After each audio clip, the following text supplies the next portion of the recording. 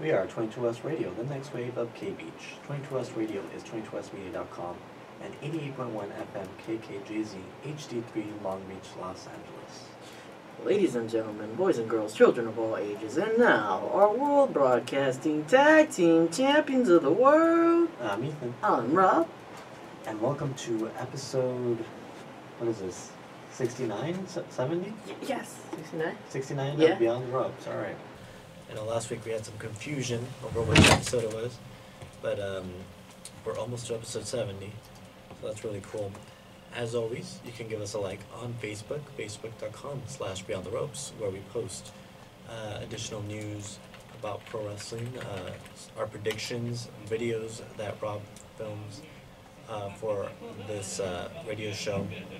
We are also on YouTube. Just search up Beyond the Ropes or go to robfloresmedia.com, where you can find all 60 plus videos there. We are getting on you now, and you'll be able to find us with the hashtag Ask questions. Ask Questions, and hopefully very soon on Live Me as well. Did I miss anything? Twitter, you can search us up there at EthanNB95 and Rob Flores Media. Alright, so kind of a, I don't know if I would say a slow week, but it's definitely not as big as it was last week. So, you and I gave our fantasy bookings. We'll do that later on in the show. We'll save that till the end. But let's go with some results this week. So, Stephanie McMahon and Triple H returned to television right at the beginning of the show. It was Stephanie McMahon's birthday on Monday, but she returned to Monday Night Raw and kind of reprimanded the acting general manager Baron Corbin after he put himself in a title match last week. So she put him in a 6-man tag team match against The Shield this week. And so there was an ongoing story going on throughout the night. The first match took place between Finn Balor and Jinder Mahal. Balor had Bayley in his corner, and Mahal had Alicia Fox in his corner. And this is kind of a way to promote the mixed match challenge. I don't know if you've been watching. I saw last week's, I didn't see this week's. But they've kind of just been building up the mixed match challenge teams. So Finn Balor ended up getting the victory with some help from his mixed match challenge partner Bayley. And that is a mouthful to say, but really cool to see Finn, because he was not on Raw last week, so it was really cool to see him on TV this week. Hopefully bigger things to come after this mixed match challenge tournament. So this was some technical difficulties there.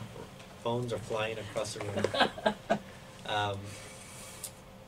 So I don't know if you heard, the Riot Squad took on the Bell Twins and Natalia in a 6-woman tag team match, and it didn't end so well for one of the competitors. Wow. Liv Morgan, a member of the Riot Squad, was taking on Brie Bella, and while Brie was hitting the yes kicks, she essentially knocked out Liv Morgan during the match, leaving her unconscious for a good few seconds. And we really didn't see much of Liv during the rest of the match. She was being tended to, as we found out on Tuesday. She ended up getting concussed, and it's unknown how long she'll be out of action. And this was a really big thing on social media. People were really taking issue to the fact that Brie Bella has been botching a lot of moves lately. A couple of weeks ago, she did 2 suicide dives and almost injured herself twice. Then she did like a running knee on Zelina Vega on SmackDown. Her opponents. What is it? Oh. Yeah, I don't know. I don't know what's going on with Brie Bella, if it's ring rust or Cradle what. pin. She has been out of the ring for almost 2 years, or a little more than 2 years, so, there's definitely ring rust. A lot of the wrestlers were definitely saying, it wasn't totally her fault, but when you have like 4 incidents in the last few weeks, there's some issue. She also kind of hit a stiff shot on Ruby Riott when she punched her in the face, and Ruby Riott did not apparently like that because she struck back. So there's definitely a little more than ring rust. It seems like Bree needs to go to the performance center or something, because there's seriously some issues. She's injuring people, and it could affect the Super Showdown event happening next week in Australia. So hopefully Liv Morgan gets well sooner than later. A really cool segment, Stephanie McMahon presented championship title belts to a pair of Connor Cure kids who survived their battle with cancer. Obviously this month was Pediatric Cancer Awareness Month, and so it was a really cool moment. They had all the superstars out on the stage kind of giving support to these kids, and they presented them with title belts, and their I believe Hyundai was their partner, and they ended up donating $200,000 to Connor's Cure. So that's really cool. A really good cause. Definitely check it out if you get the opportunity to. Singles match, Connor defeated Chad Gable. This seems to be building more into a feud. The last few weeks, Chad Gable has kind of been picking up victories over the Ascension, and so Connor of the Ascension ended up getting one over on Gable. It was nice to see a little more even booking there. In a stellar tag team match, Dolph Ziggler and Drew McIntyre defended against the Revival. It was a great match. It finally showed off the Revival as what they can do in the ring. And apparently there was some rumors that Vince McMahon really liked their match, and so that was good. Hopefully we get to see more of the Revival do what they do, because in NXT they were absolutely killing it. They were the first two-time, I believe, yeah, they were the first two-time NXT Tag Team Champions. So it was a pretty big deal in NXT, and hopefully we get to see the Revival as champion very soon. Ultimately, Dolph and Drew ended up winning with that Claymore zigzag combination that they do in a really good match. Bobby Lashley defeated Elias by disqualification. Again, this is more of the same last week. Lio Rush kind of was being chased after by Kevin Owens. Fun segment. They're definitely showing Lio Rush's athletic ability, and it's really highlighting also Bobby Lashley, because Bobby Lashley hasn't always been the strongest promo guy, and so Lio Rush is a perfect guy to kind of manage him, and the fans were really loving it. They were in Bobby Lashley's hometown in Denver, Colorado this week, so he got a nice pop, a nice reception, so that was really cool for Lashley and Lio Rush. Nia Jax defeated Alicia Fox. It wasn't really much of a match, but she ended up winning with a Samoan drop. Nia Jax, of course, returned last week to action, so hopefully we'll see more of her in the storyline. The main event, The Shield took on Baron Corbin and his partners of his choice, AOP, formerly known as the Authors of Pain. So throughout the night, they teased kind of Ambrose turning heel. So Dolph, Drew, and Braun Strowman all try to convince, Dean to, turn to their side. You have the Intercontinental Champion, Seth, and the Universal Champion, Roman, and they're saying, he doesn't need them to become a champion. And that was kind of the layout throughout the story, throughout the show. Really interesting. At one point, Seth tried to get Drew to turn on his buddies, so it was really cool and really cool thread. Ultimately, the Shield ended up getting the victory after Reigns hit a spear on Corbin, and they kind of teased. So the Dogs of War, aka Strowman, Dolph, and Drew, were kind of sitting on the ramp. The Shield were in the ring, well, two members at least, and Dean was right in between them, and he kind of teased which side he was going to go. He ultimately went to the Shield, and so there was no heel turn this week, but they're definitely teasing some eventual tension between the Shield members. So a decent episode of Monday Night Raw there, and let's get into SmackDown. Did you hear anything about SmackDown this week? Did you hear anything? It's a pretty packed episode of SmackDown. The show opened up with Miz TV, but it wasn't Miz TV. It was Truth TV because R-Truth was in the middle of the ring with Carmella, and he hosted his own talk show with his special guest, Daniel Bryan. And it was a fun segment. At one point, there was a 7-second dance break. So they literally stopped the interview so Carmella and R-Truth could dance for 7 seconds. That sounds like something you would book in your show. Oh, yeah. In your fantasy booking there. The Miz came out, he said, that's, terrible. He wants the show back. Paige says you gotta fight Truth for it. So the winner gets the rights to the Miz TV or Truth TV show. The Miz ended up winning after hitting Daniel Bryan's running knee to get the victory over Truth. So Miz TV is still there. Truth TV is canceled. Speaking of R-Truth, somebody's asking you, what's your favorite song? My favorite song? Well, it's definitely not an R-Truth song. Well, since this is a wrestling show, I'll stick to wrestling themes. Shinsuke Nakamura is a favorite of mine. Both the remix and the original. I like Tommaso Ciampa's new theme song. Pretty cool. Yeah, those two stand out. I'm sure there's a few more, but those two definitely stand out for me. They showed a backstage segment of earlier of the night where Becky Lynch attacked Charlotte during a photo shoot, and she demanded that the photographer continue to take pictures while she was beating Charlotte up. It was quite hilarious, quite an entertaining segment. Becky's been in some pretty entertaining stuff the last few weeks, so good for her. We will eventually see more of Becky later on in the show as I continue this recap.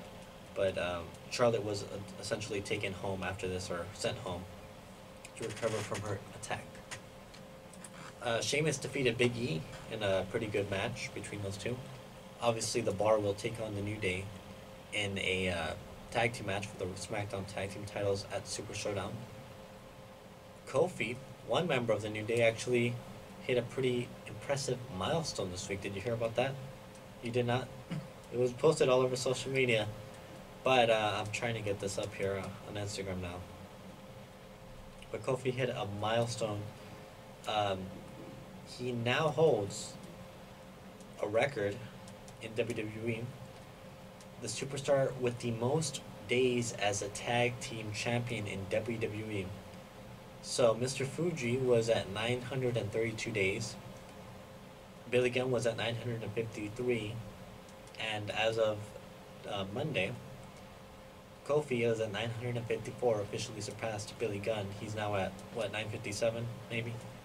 So, he is nearly heading to 1,000 days as a tag team champion. Obviously with teams with CM Punk, Evan Bourne, and R-Truth, and obviously the New Day. All those reigns combined equal to almost 1,000 days for him. So congratulations to Kofi. Very big deal for him. Next up, we had Rusev call out Aiden English after Aiden attacked Rusev last week. Essentially, Aiden blamed Lana for the destruction of Rusev Day. He showed a video package of when Rusev Day was created with just Aiden and Rusev, how they were successful as a team. And then he showed another video when Lana joined and they began to have some tension between the group. He then said, he asked Lana if she was telling the truth about one night in Milwaukee. So that was a big trending thing.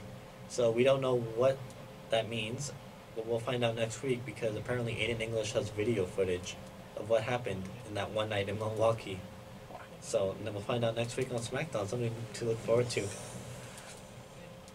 Asuka and Naomi defeated Sonya Deville and Mandy Rose in a tag team match.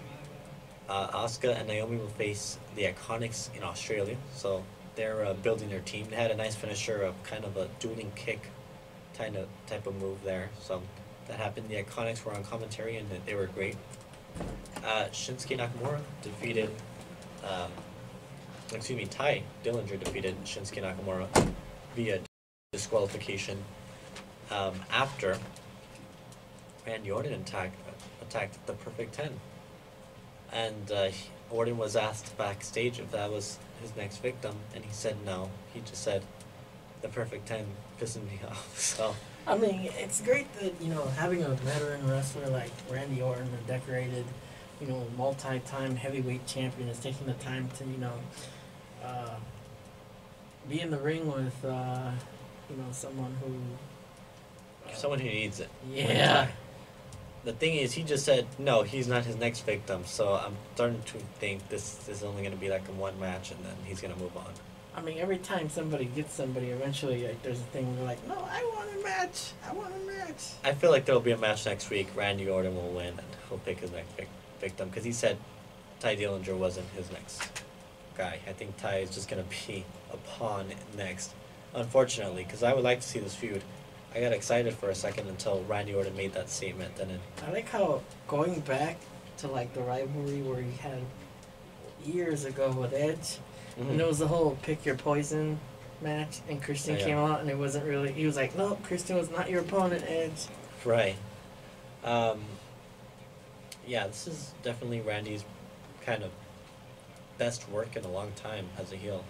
So it was really cool. After the match, Nakamura hit a Kinshasa on Dillinger, so poor Dillinger was left absolutely decimated. There was a backstage segment between Lynch and Lana, claiming, Lynch was asking what happened in Milwaukee to Lana. So they had a match. Lynch submitted Lana with the Disarm Her. And then the main event was AJ Styles signing the contract for Super Showdown against Samoa Joe. However, Samoa Joe was not there. We saw a video on the screen, and he ended up being at the house of AJ Styles. And it was pretty intense. It was a great ending. The last moment was him ringing the doorbell of AJ's home, and it went black, and that's how it ended. So I mean, I like that, these two wrestlers, they have a history with each other. Over a decade, probably more than TNA. TNA's been around for so long. Wow. Yeah, for over a decade already, and so they're definitely taking things to the next level here.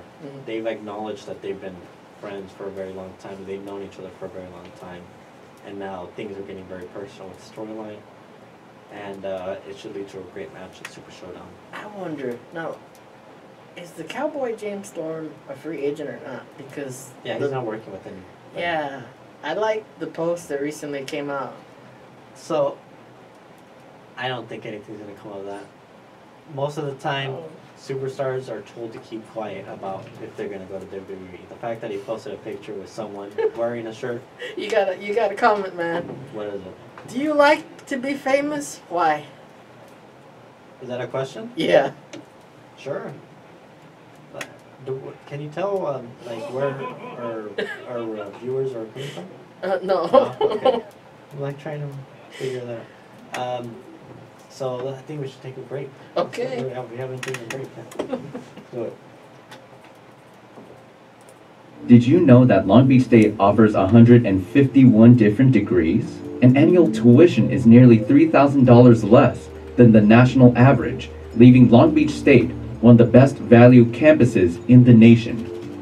Even after you graduate, the average mid-career salary of Long Beach State graduates exceeds $98,000. At the beach, we know no barriers. It's a philosophy that applies to everything we do.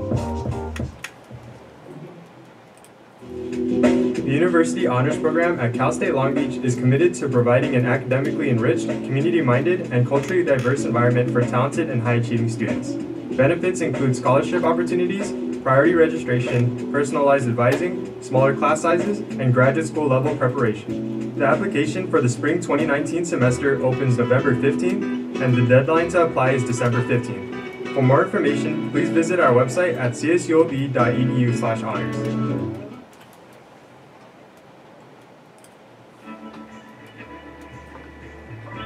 Hi, I'm Natalie Balderas, and if you're interested in stories and media messages, tune into my show Behind the Narrative, Tuesdays at 5 p.m. We will break apart media objects from music videos to advertising campaigns in an attempt to understand the messages behind the content we consume. What elements best tell the story? Why do audiences react the way they do? We'll be asking these questions and more to get behind the narrative.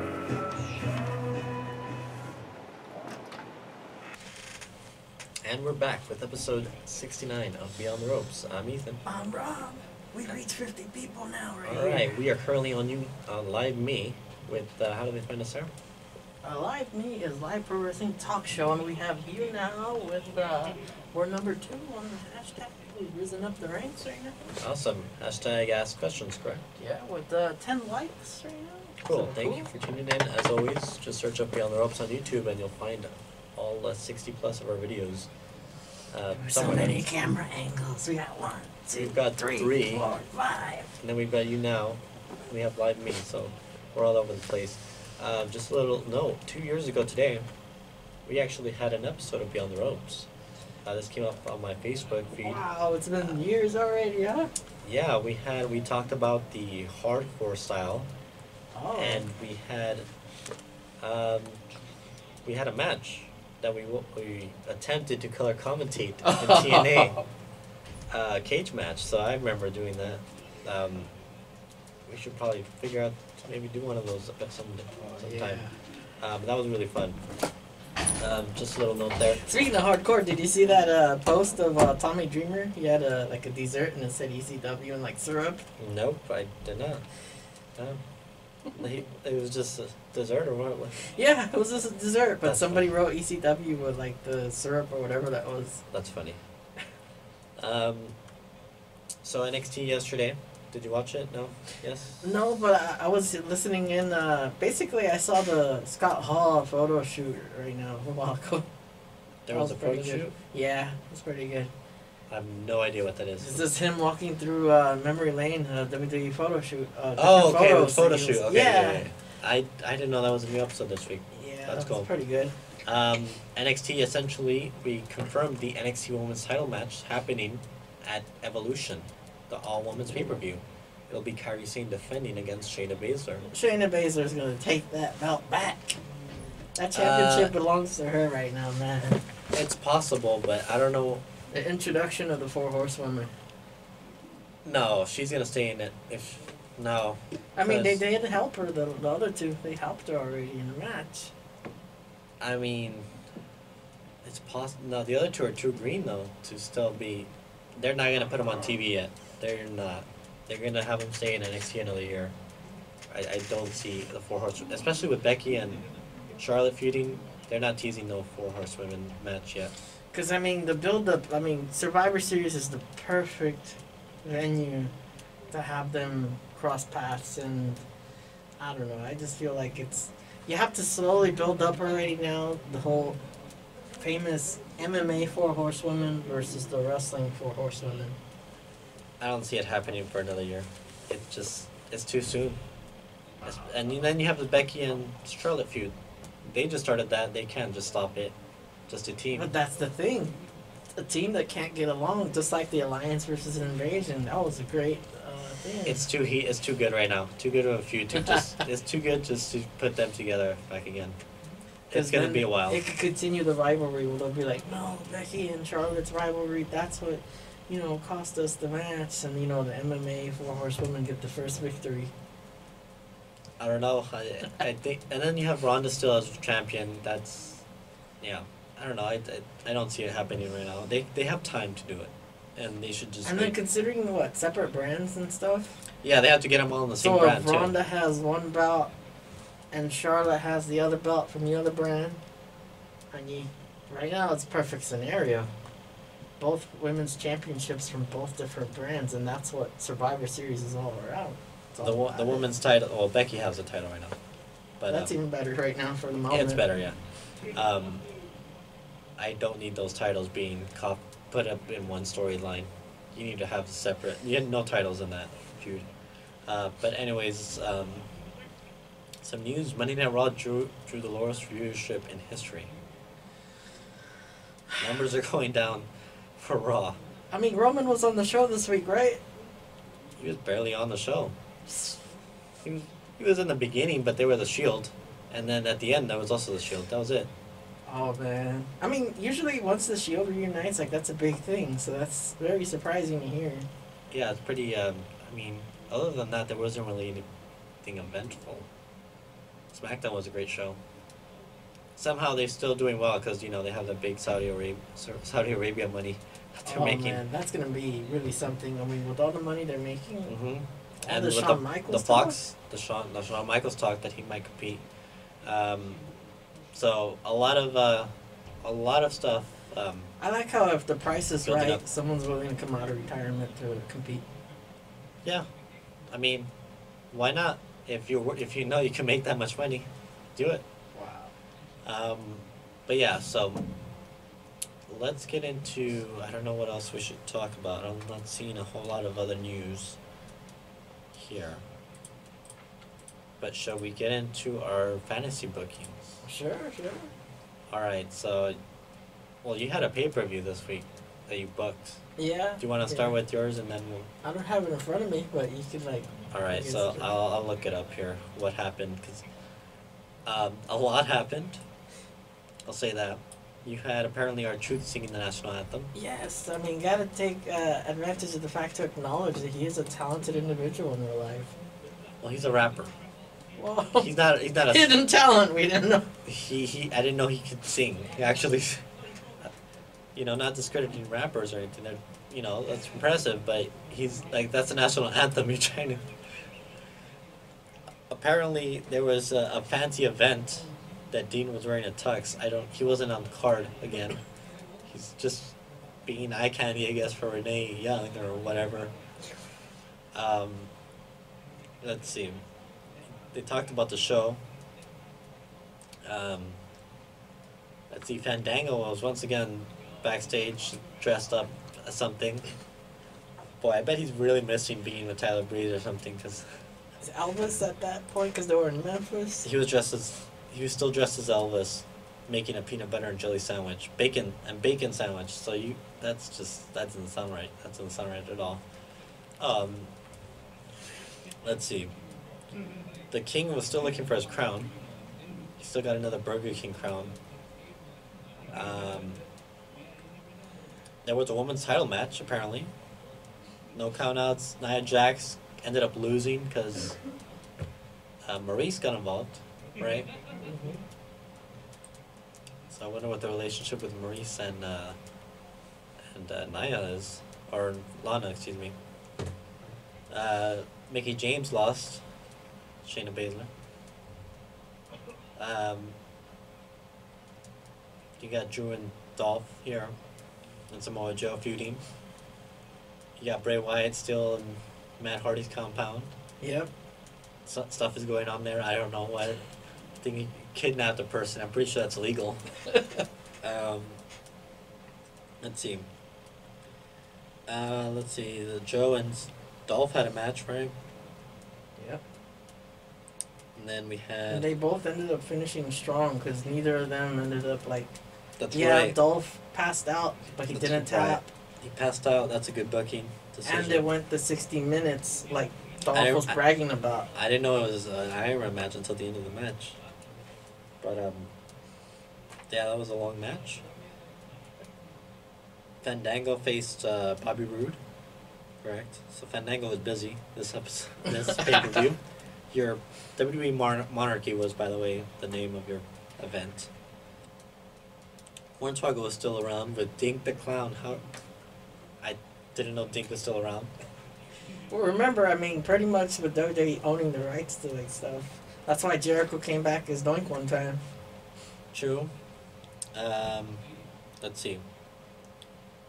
Oh, we have a new champion, a United States champion. He's the only men's champion.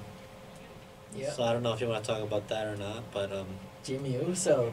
that's right. That's interesting. Successful single run. He's gonna have a successful. So what's happening with Jay? Is he just gonna? He's now like the hospital nurse at the moment for. That's right, Nia. for Nia, which we'll talk about when we get to SmackDown. And then a bunch of matches happened here. Shayna and Becky were like in 3 matches each. This is a tournament, Yeah. so. Oh, Ronda Rousey lost here. That's a big deal. Then we had Charlotte and then Sasha. Aaliyah was in the match. So let's see. We had the first ever Queen of the Ring. So congratulations to her. Yep. She's getting a title opportunity, correct? Mm-hmm. I can see where that's going. Kane had a match. He had a role on SmackDown, didn't he? He had an interesting role on SmackDown, which we'll get to in a bit. Tony and Buddy keep just getting involved in attacking everyone.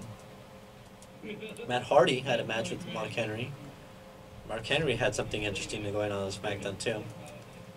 And then, let's see, Randy Orton lost after Lesnar got involved, so there's a feud there. And then we found out the King of the Ring was another interesting person there. So, I mean, if you want to, I guess, find out every single, all the details, you can go to Beyond the Ropes. Facebook.com/Beyond the Ropes there. I'm not going to spoil anything more there than I already did, but at the end of the night, there was a kidnapping, and it was pretty much illegal, so. Goldust. Let's take another commercial break, and then we'll be back with our Raw and SmackDown fantasy bookings. Affordable, professional, and located on the second floor of the USU. Electric Hair has all of your nail and hair needs covered. For an appointment, call 562-958-4522. That's 562-958-4522. Long Beach State's very own Carpenter Performing Arts Center has officially released the 2018 through 2019 Arts for Life program, featuring the Bob Cole Conservatory of Music concert series and many more free activities. Come savor the smooth sounds of the Symphonic Jazz Orchestra, or feast your ears on a live rendition of Hamlet in Shakespeare Aloud. Visit www.carpenterarts.org/artsforlife to view all of the programs scheduled. All programs are free and open to the public, however advanced reservations are recommended.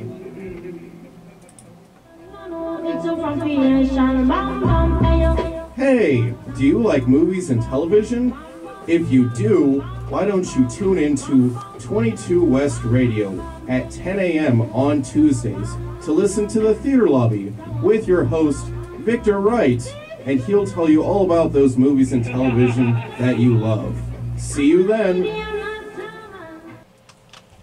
And we're back with episode 69 of Beyond the Ropes. I'm Ethan. I'm Rob. And we were discussing our fantasy bookings, which you can find on Facebook.com/Beyond the Ropes. So we talked about your pay-per-view WWE Monarchy. And then Monday I had my fantasy booking of Monday Night Raw. You have any thoughts, any questions before I don't have it in front of me. Do you remember anything at all? We have a new general manager, as you found out last week. Yeah. You found out last week.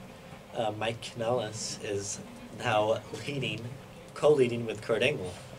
So we had a couple of singles matches between Kevin Owens and Roman Reigns, and then Seth and Sami Zayn.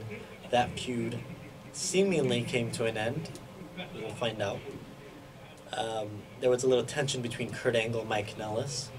Apparently, Kurt Angle was taken off duty that night because Mike Kanellis was left in charge and was allowed to make some 3 matches without Kurt Angle's permission for the Uprising pay-per-view happening in about 2 weeks now. It's October 7th, if I'm not mistaken. Yes, October 7th. So Sunday, October 7th is when I'll fantasy book my pay-per-view, Uprising. We had a number 1 contenders match for the Raw Tag Team titles. AOP took on Sanity. So that match happened. Ended in a no contest after the Revival got involved. But they will end up facing both teams in a triple threat match for the tag team titles at Uprising for their involvement now. They cost them. So let's see what else happened. There was a lot of dialogue this episode. Asuka was attacked by Bliss after her match. They're going to have a match for the women's title at Uprising. We had a triple threat match that happened. Kind of just building a few more guys. Undisputed Era once again, causing some havoc. They attacked Pete Dunne, but then let's see. I think I went a little too far there. They attacked Pete Dunne, but then did I completely miss it? They attacked Pete Dunne, but Mustache Mountain, and then Jack Gallagher came out to make the save, and we got ourselves an 8-man tag team match for Uprising, British Strong Style versus the Undisputed Era there. So something fun to look forward to. I know you're a big fan of the Undisputed Era. Totally loving that they're getting so much spotlight there, getting involved in everything. Johnny Gargano and Andrade Cien Almas seem to have some type of a rivalry there, because they're gonna have a match at Uprising. So a lot of building up for the pay-per-view. I don't know what else there is to say here about it. You can go on facebook.com/BeyondTheRopes for that information. The main event involved in a 30-minute Iron Man match between Shinsuke and AJ. Ended in a draw after, Nakamura and Styles ended up finishing after the time limit. And we got our main event, or at least our match for next week, regarding Jeff Hardy and Shinsuke Nakamura in a no disqualification match. Just a lot of story building there going on. So that was kind of my show in a nutshell. We're building up for the pay-per-view. Next week's episode is going to be a good one, and I already have some great ideas planned for the Uprising pay-per-view happening Sunday, October 7th on facebook.com/BeyondTheRopes. Now we have a few more minutes here. Let's get into some SmackDown fantasy booking that you had. Once again, Dean and Renee are getting spa day. Somehow, I don't know why we gotta get into their personal lives here. Dean doesn't seem like a massage kind of guy, but whatever happens, it's your fantasy booking there. Fandango once again is dressed like he's dressed like Kane. So he's just in a mask. But a pretty ghetto one, like a Halloween store. Yeah. Yeah. Kane was in the audience as the mayor of Knox. Is it Knox County or Knoxville County? I don't know. It's one of those. But he was there.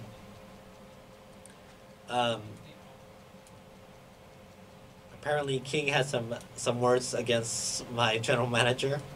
So, alright, King. I think I threw some shade on the pay-per-view as well, talking about kings and queens. I think Corey Graves had some choice words about some Kings SmackDown having kings and queens, not having leadership there. But Mayor Glenn Jacobs was there, not Kane. He's the mayor. Somehow Kane appeared. Corporate Kane was backstage as well. So I wonder how that went. Chad Gable and Drew Gulak had a match. We found out Nia Jax was hospitalized, and then she was given an interesting role. You want to talk about that? Yep, now she's in charge since Paige is trying to see if she can get healthy enough to return to the ring. I don't know. Is she going to be healthy enough? Who knows? I guess we'll find out on your fantasy booking. But Nia Jax is hospitalized with both legs injured. And it's going to be like Kurt Angle or she GM with all that cast on that chair. Oh my goodness. And apparently Jimmy Uso is a champion, right? Mm-hmm. So he's kind of been running the show for her. And granted a new WWE SmackDown champion, is what we're calling him. And do you want to discuss that? That's a big deal. Mark Henry. Interesting choice there. He's retired in real life, right? Brock won defeated 5 jobbers, so you're building up Brock. Alright. I guess. I'm not a fan of Brock, but you're building him up there. He's actually showing up to work. He's showing up to work, so that's good. That's good. We got someone showing up to work. There was a half-hour main event going on. Very similar to my half-hour main event, but that's alright. It wasn't an Iron Man match, so it was just a half-hour main event, so that's good. That was a good match between Charlotte and Natalia, which those two in real life have actually had really great matches. So that was a good main event, I'm sure. Charlotte doesn't, it's kind of not been doing so well.